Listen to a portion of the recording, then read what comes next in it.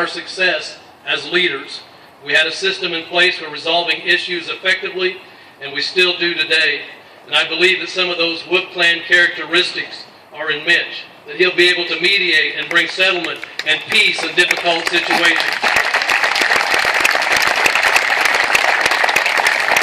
James Carter moved from Kansas to Oklahoma in 1888. He married Cora Lane, and they together had 6 children: Naomi, Milton, Geneva, Elizabeth, Frankie, and Mont.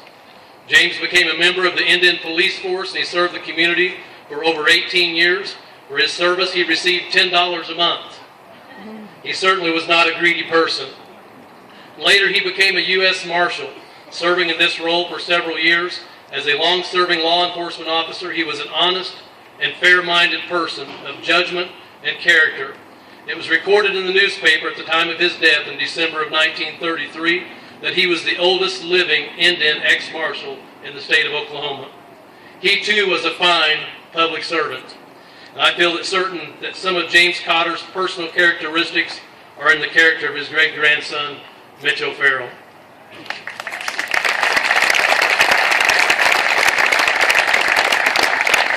Mitch, you know that the Wyandotte Nation was always known as the keepers of the council fire.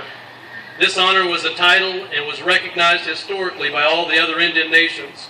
We were the ones who were looked to as leaders when there became times of tribal council or meetings of other Indian nations. When we were in Ohio, many times it was a time of turmoil, and all the tribes would gather together in the state of Ohio, and the Wyandottes were the keepers of the council fire. We headed up those council meetings. And as a leader, and remember your proud Wyandotte heritage, remember your grandfather, Mont Cotter, who stepped in twice and served as chief. Remember your great-grandfather, James Cotter, a mediator of the Wolf Clan and a respected law enforcement officer. Remember your warrior ancestors who put their marks on that Canadian treaty. And remember the council fire. Continue to lead and carry forward your fine heritage.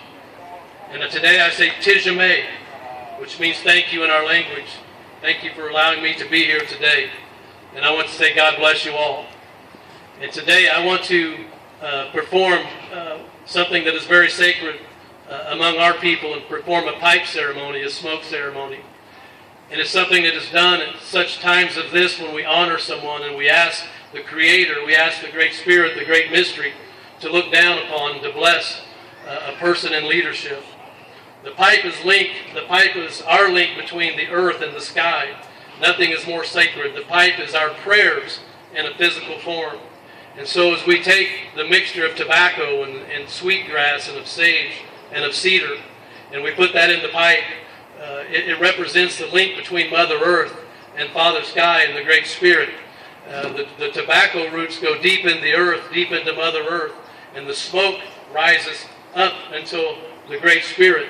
And that smoke is our words. It carries our words. It is our physical words in the form of smoke as they go up and as they touch the Great Spirit. The fire in the pipe is the same fire in the sun, which is the source of life. And the reason that we use this tobacco is to connect our words. The smoke, it creates a pathway for our words to the Great Spirit. And it also creates a pathway for the Great Spirit to come and to bless us here on Mother Earth. And so when we do the ceremony, there are no words spoken. But I will take the pipe and I will look first to the east. And the east is red. Red represents the morning star. It represents the sun. It represents the beginning of a new day. It gives us the opportunity of a new day to learn something new. The red, as we face east, and the morning star and the sun represents knowledge. And knowledge, we need knowledge to walk a good path. And knowledge is the beginning of peace, and it brings peace to the earth. And then we turn to the south, and as we look to the south, south is yellow. Yellow represents spring. It represents strength. It represents growth. And it represents honesty. Spring was the time that from the south the warm winds would begin to blow, and it was when we planted seeds it would bring forth life. And so as I hold the pipe to the south, we pray for strength and we pray for growth, and we pray for healing and health for Mitch as he begins his new journey that he's about to partake in. And then we turn to the west, which is black. And it represents the setting of the sun. It represents the spirit world. It represents our Great Spirit, where the spirit helpers are. And as we look there, that's where we look to the west and we ask for wisdom from the Creator, because it's the spirit world in which we look to. And so when we look to the west, we ask the great Creator to give Mitch the wisdom that he needs to lead in this new path that he walks. And then as we look to the north is white. And white represents the great white giant, or the great white covering of snow upon the earth, when the snows would come. And it was during that time that we would pray for endurance, and we would pray for health, and we would pray for healing, because there's times in our lives that sometimes the winters are long, and the winters get long, and we need that prayer for endurance. And so we pray for Mitch and his new path that he begins to walk when those winters seem long. We're going to pray for the Creator to give him endurance, to endure through those times, and to endure and give him strength. And not only that, but get to give him good health in his new walk. And then we take the pipe and then we hold it to Mother Earth, because we all come from Mother Earth. Everything is related. We are all connected. Plants, rocks, minerals, four-legged creatures, two-legged creatures. And so we hold the pipe to Mother Earth and we say, Mother Earth, we're here to protect you. Not only for this generation, the next generation, but we're here to protect you for the next 7 generations of our grandchildren. And then we hold the pipe up to Father Sky, to the sun, which gives us energy, gives us life. And we ask that the great Creator and our great Spirit would give Mitch energy, give him new life, new zeal for the new role that he's taken. And then we hold the pipe up to the Creator, and we offer all these things to the Creator.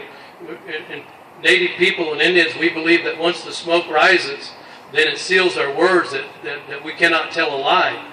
That's why we passed the peace pipe when we would sit with the Great White Fathers around those fires when we signed those treaties, because we believe that once we smoked that pipe with someone and that smoke went up to the great Creator, that we could not break our word. It was truth. And so the words that we ask and the words we speak today are truth. Then once we finish the pipe ceremony, I will ask to come forward, and I will hold the eagle fan over him, and we'll ask the Creator to bless him before we give the oath of office.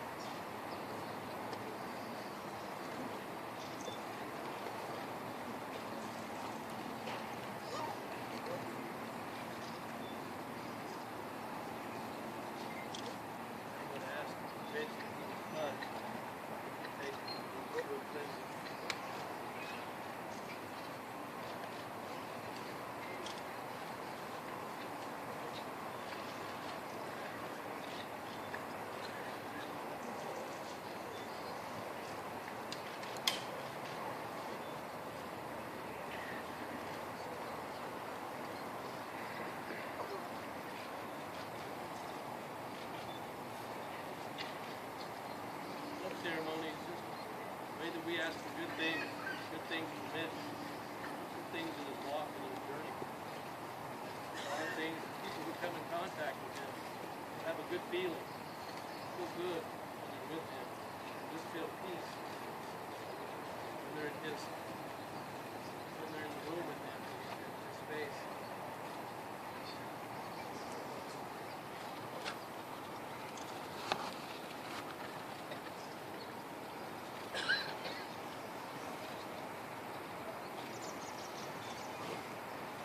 Great Spirit, as we've gathered here today with our brothers, all of us, many friends, many relatives, many have known Mitch for a long time, some of us a short time. Great Spirit, it's been a great honor that's been bestowed upon him. With great honor comes great responsibility. So Great Spirit, we ask that he would be able to see through your eyes. Great Spirit, that he would speak with your voice. He would lead from his heart. He would have the heart of the Great Spirit. And that he would have the wisdom making the decisions that he must make. The Great Spirit, these people have chose him to lead and to lead them. Great Spirit, show him the way. Help him on the path and the journey that he has begun. Great Spirit, we ask that you would watch over and protect not only him, but those that he leads. We just ask, Great Spirit, that no harm, physical or spiritual harm, come unto him or those that follow behind. Great Spirit, we stand beside him. We stand behind him. But Great Spirit, we ask that you would go before him. That you would make a good path, a clear path that he could follow. Great Spirit, we ask that not that his path be made smooth. But Great Spirit, we pray that at the end of his journey, he enters the spirit world. Great Spirit, he walks to you, he would walk tall, with pride, and with great dignity, knowing in his heart he's done his very best. The Great Spirit, that your destiny has been fulfilled in his life. Great Spirit, if we measure up to these things today, we ask that it come to pass.